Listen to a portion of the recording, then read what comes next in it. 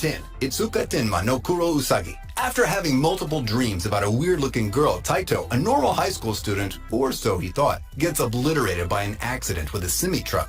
No, this isn't the Isekai Express, in case you're wondering. While he thinks that he died, his decapitated body somehow magically heals, and all the fractures are gone, as if they never existed. He grabs his severed head and makes a run for it, and that's when it all happens. He regains all his previous memories of his childhood, and of his power, the 7 lives. His power grants him 7 lives every 15 minutes. Just imagine having to kill him 7 times. And just when you kill him, on the last time, the cooldown is reset and you have to start all over again. As an RPG player myself, I've seen a lot of ridiculous conditions in fights, but this one takes the cake for me. It's practically impossible to kill him, and I don't think there's anyone fast enough to kill him 7 times in the time limit.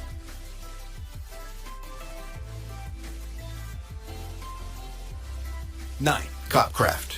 This anime is more like a pseudo-isekai, if you want to call it that. Here, the fantasy world merges through an ever-open portal with our world. Such drastic changes to our life will of course bring with it new types of crime and felonies. That's why there's a special force that tends to such crimes, and our MC is in the middle of it all with the help of his elvish companion, whose name I won't say since it's too damn long.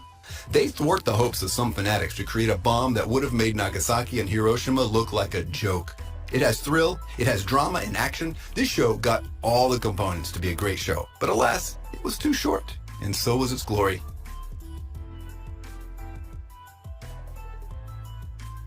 8. Rewrite. There's a city. It's both well-developed and rich in Japanese culture, and it's also the home of Kotaro Tanuchi. He has a frivolous personality which can sometimes make him look arrogant, and intentionally or unintentionally, Kotaro can't keep himself from meddling in other people's business.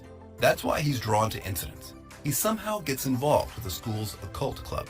Or should I say, he has a supernatural ability by which he can permanently rewrite any part of his body to multiply his strength or speed. And because he himself has a supernatural ability, he's also curious about supernatural things. He gets into a special meeting with the president of the occult club and even helps revive the club by recruiting a few more members. Now, surprisingly enough, all the members he recruits are girls. So now the occult club is just him and the girls. Gradually, the members begin to learn the secrets of each other, and the story continues with the adventures of the occult club. Well, it's a visual novel, so it's only right that it has many girls. Not to mention, this anime is also just as beautiful as a visual novel. 7. Seikon no Quasar. Coming at number 10 on this list is The Quasar of Stigmata, a show renowned for its violence and fan service. You can rest assured knowing you're in for an incredible experience. The main setting is St. Mikhailov Academy, where a series of serial murders have taken place with the victims being predominantly young women. By then, the culprit is still unknown. The plot then focuses on 2 adopted sisters, Mafuyu Oribe and Tomoyama Nobe, that come across a wounded young man, Sasha, and decide to bring him back to their place for him to recover. That night, Mafuyu finally witnesses the infamous serial killer in front of her. Luckily, Sasha comes to the rescue just in time, saving Mafuyu. Sasha then reveals that he is a quasar, a person capable of controlling periodic elements by partaking in soma, a substance found within the breasts of women. He then joins the academy, and from here begins his peculiar yet interesting school year. As you can tell, the plot mainly revolves around soma, as all the interesting scenes are based around that, with decent animation but no engaging plot whatsoever. If you're just looking for some fun time, then this is an option you should consider.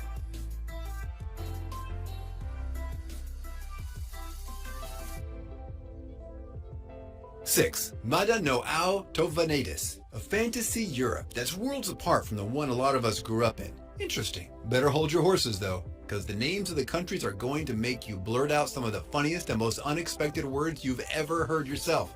With Eleonora, Ellen, Viltaria launching an all-out attack against Brune, being one of the very war maidens only makes your heart split into a million pieces, as you see all hope shattering before your very eyes.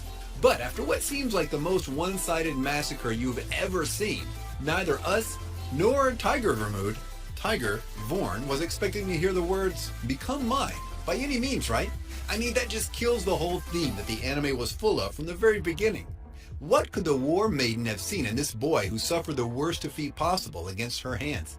Plus, just what does the future hold for him when fate put him in such a weird position? Let's find out. 5. Grand Crest Senki. The world is engulfed in darkness, and from that darkness emerges the hordes of monsters and demons led by Diabolos, the Demon Lord, that killed off both Archdukes of the Fantasia Union and the Factory Alliance, turning a holy matrimony into a tragic day that is forever known as the Great Hall Tragedy. With the chaos devouring the land, heroes must rise to the occasion as well, to dispel this dark cloud of despair and plant the seeds of hope in the hearts of the people. This hero is none other than Theo, an aspiring, optimistic individual with the aim to attain the title of a lord and save his hometown of Sistenia. In his journeys, he meets the young mage, Seluca Meletes, and rescues her from the knights intercepting her path. Impressed by Theo and his dream of freeing the continent from all tyranny, she enters a magical contract with him, binding herself forevermore to him.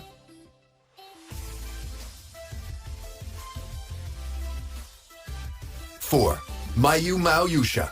Sometimes there can be a simpler solution for wars than just to kill the Demon Lord and finish him or her off. A hero's only job isn't to find the Demon Lord and kill him. A hero's methods to ensure a long-lasting peace on the continent should be more refined and tactical.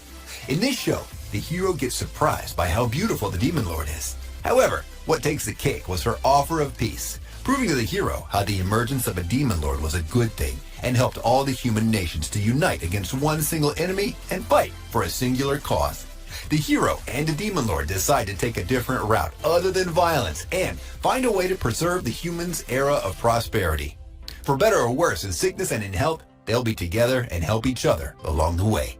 This is one hell of an unconventional way to view a Demon Lord, and I liked it ever since episode 1. It's an intriguing concept to say the least, and is fun to check out. So try to enjoy it as I did.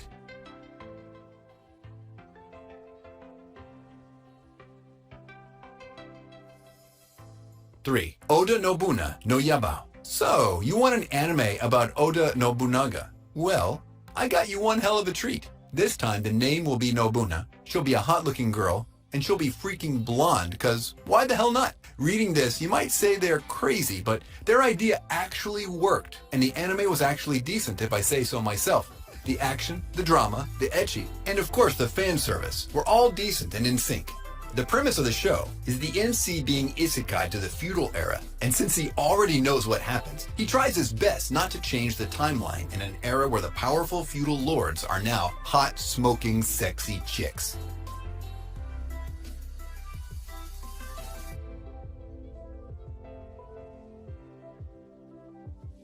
Two, Tate no Yusha no Nariagari. A group of ordinary men are summoned from the modern-day version of Japan to the kingdom of Melromark to become its saviors, known as the Four Cardinal Heroes. Plagued by the waves of catastrophe, Melromark has been a land full of pain, suffering, and turmoil for all of its citizens and inhabitants for centuries. The Four Cardinal Heroes are respectively given a sword, spear, bow, and shield to fend off these waves.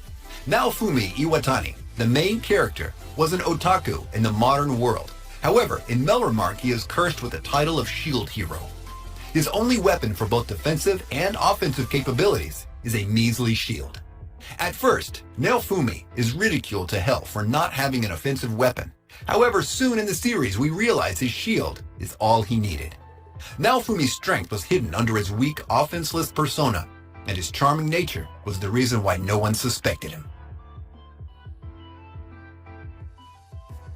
1. Ukami to Kaoshinyu. This is definitely a shoujo entry for all the girls out there, as it also taken off the visual novel with the same title as well. This show starts off as the Spirit Hollow asks a traveling merchant to take her to her home in the north to the city of Yoitsu, where she was born, since the humans seem self-abundant now and forgot all about how she used to bless their crops and nurture their fields. The traveler accepts after realizing the capabilities of his shrewd travel friend, and they embark on an adventure filled with thrill, peril, and fun, as well as the unexpected romantic moments. I'm not talking fan service like in Harem here. The romance scenes are well refined, poetic, and benefit the plot, making it all the more worthwhile watching.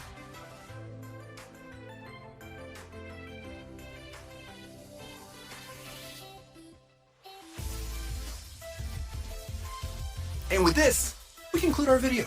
If you enjoyed this list, I want you to smash that thumbs up button, and if you haven't subscribed yet, be sure to subscribe and press that bell icon to keep you notified of all our new videos.